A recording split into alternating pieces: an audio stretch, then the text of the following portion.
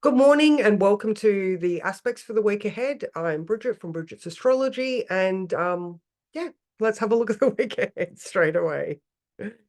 All right.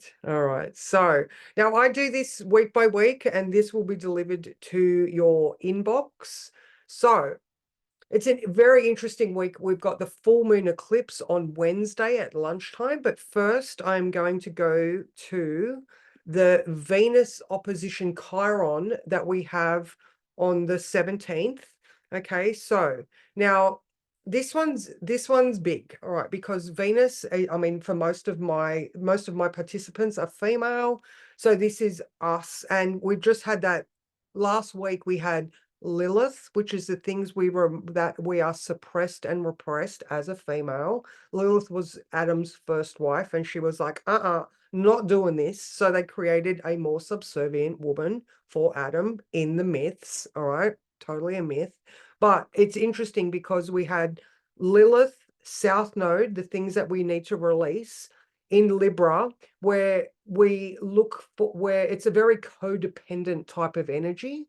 All right. So now Lilith is opposing Chiron, where she is actively looking at the hurts of the past and how they influenced her as an individual. All right. So last week she was willing to stand up for herself and say the things that she would normally leave unsaid, release those old codependent habits. And now this week she's standing there and she might feel a little bit shaky because it might be a completely new experience for her to take a stand. All right. So now with Chiron, once we have met that old hurt, we then we become a master and a mentor because it's an energy that we understand. All right. So Chiron in Aries is very much that Xena or warrior type energy where they have the confidence to challenge, to move towards the battle. But in this case, it's having the knowledge and experience to have the confidence to stand there, knowing that another thing, those protective mechanisms are on. They have the armor on, so maybe in this case, we now have the ability to put in safeguards, which is very much a Hygieia energy, which is in Taurus, being ruled by Venus. So it does actually work.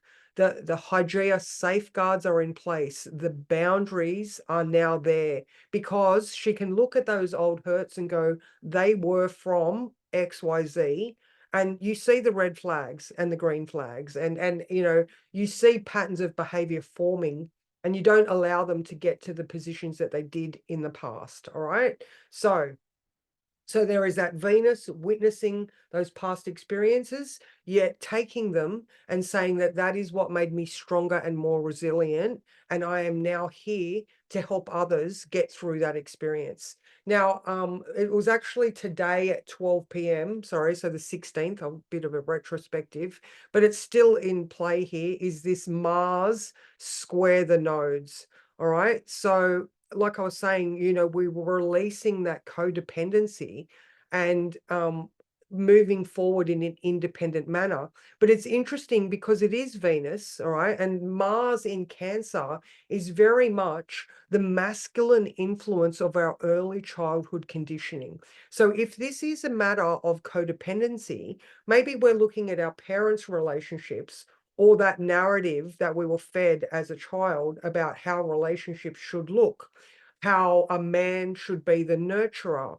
Maybe some of those experiences weren't the greatest. Maybe we based our relationships when we came of age to have relationships, like intimate relationships, or maybe we look at men to be the providers or the nurturers, yet those stories weren't exactly healthy.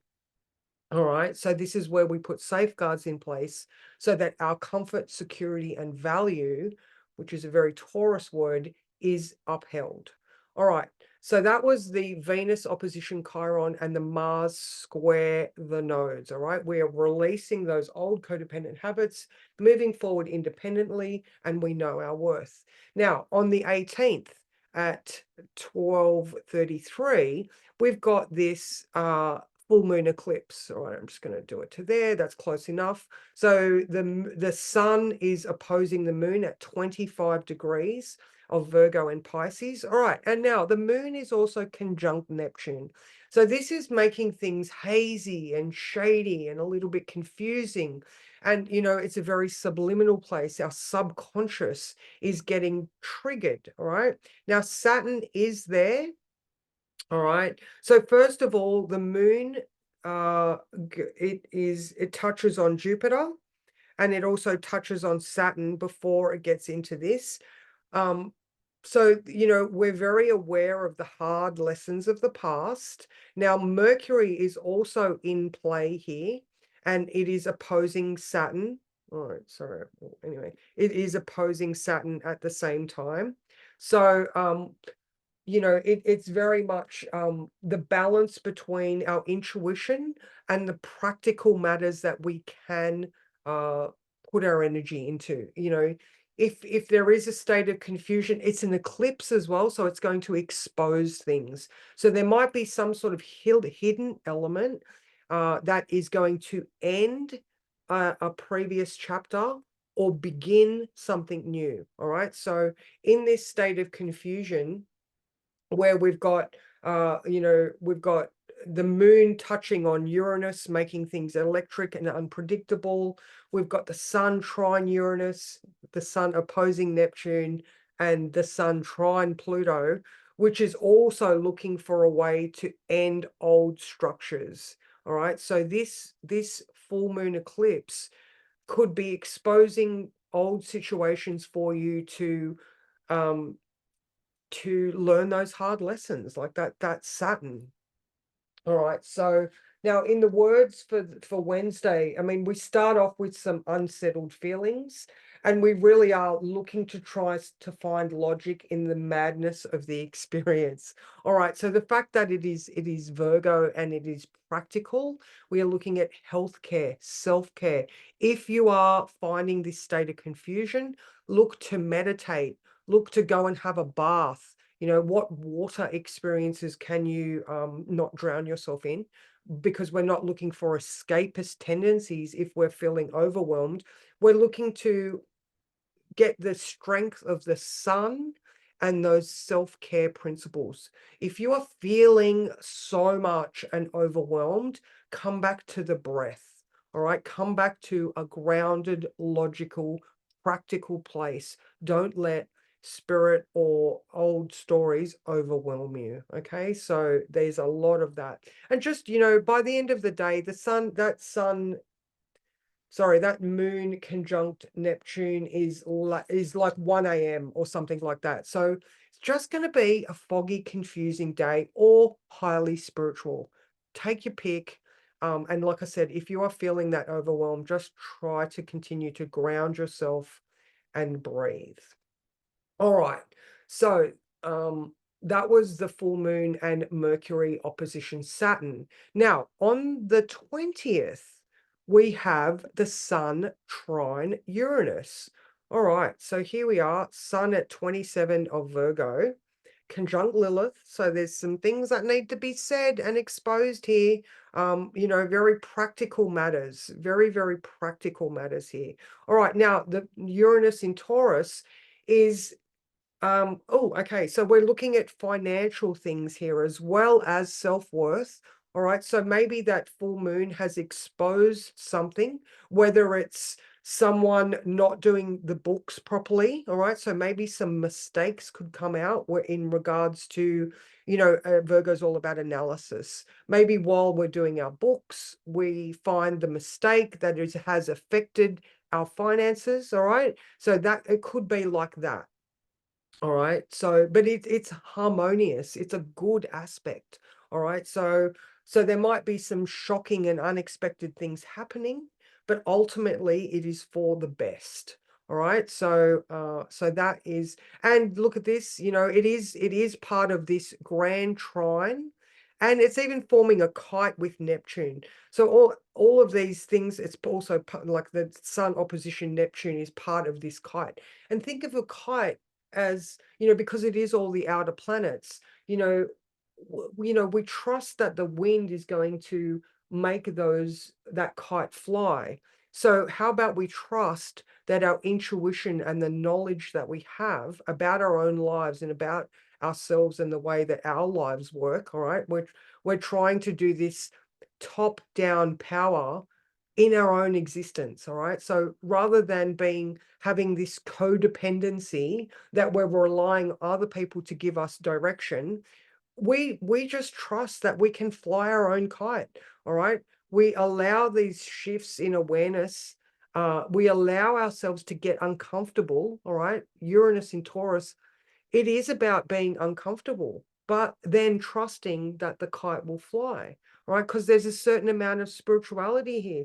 Yes, Virgo is very, very practical, but she is still the grain goddess as well. She is still the goddess on earth. All right, so allowing those spiritual perspectives to help us fly above, to know that that transition of power is something that it's not going to kill us. It's going to actually allow us to see things from a different perspective. So that goes straight into the 21st, where we have that Sun opposition Neptune. All right, so again with the Pisces theme, that confusion, that reality, distorted reality, practical considerations where we can ground our spiritual beliefs. That's the thing about spirituality for a lot of people. It is intangible. It is a belief. I mean, we see the evidence of our manifestation when we get what we want, but trying to explain to someone else what your personal spiritual beliefs are can sometimes, it's illogical, but it's still a belief you hold. So what practical steps can you take to this trine to Pluto? What practical steps can you take to take back control of your life and rule it the way you want to? Capricorn, Saturn, Pisces, all these things that are tying together, these are those subconscious beliefs and the foundations that we have created long ago. Mars square the nodes. There are challenges and beliefs here, but Saturn is just excavating those old ones, and we are replacing them with new, stronger foundations. Okay, so it's all just tying together. Now, the 22nd is that Sun trine Pluto. All right, so analyze your belief systems and see whether, like I've been saying, emotionally, you know um change your viewpoint. Be comfortable with getting uncomfortable and doing new things, because you do believe that you are able to rule your own life, to function on your own. That codependent nature is being released.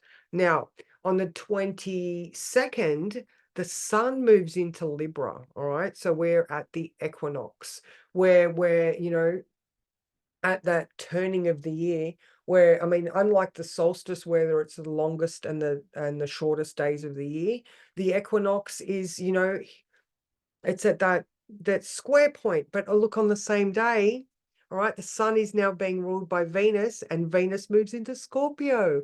So, we're having this huge transition by the end of this week.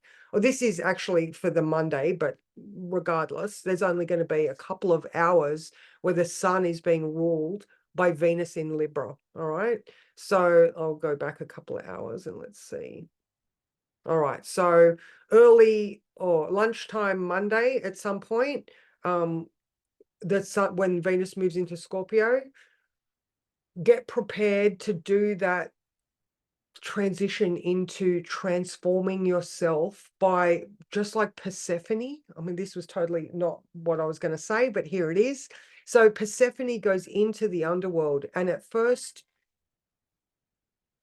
Sun. At first, she's quite traumatized by the experience because she was kidnapped. But then eventually she becomes resigned to her state, and she moves into that queen mode where she allows herself to become powerful. All right, I'm now thinking of The Lord of the Rings, where Kate Blanchett, I forget the character's name, you know, she's all lovely and beautiful, but then she has that power moment where she turns into the dark goddess. All right. So, and we all have that. You know, Venus in Libra is about finding that balance, but Venus in Scorpio is about finding that power within yourself. So, we have a massive week ahead where you're going to have to, you know, have a look at the reality of your life and your existence.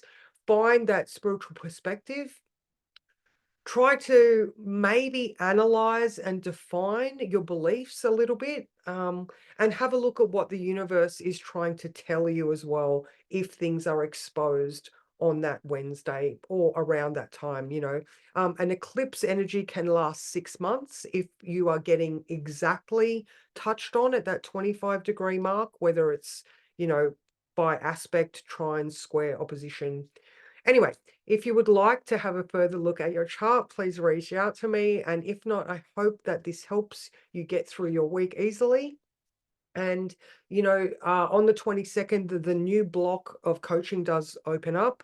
We're going to be looking at finding balance in your life. And then, like I said, Venus is going to be in Scorpio. So, you know, by exploring those things that are hidden away in the depths of your soul, you might be able to, you know, find an easier balance within yourself. Anyway, the links are in the bio, and or you can just reach out to me. And yeah, have a great week, and I will see you next week.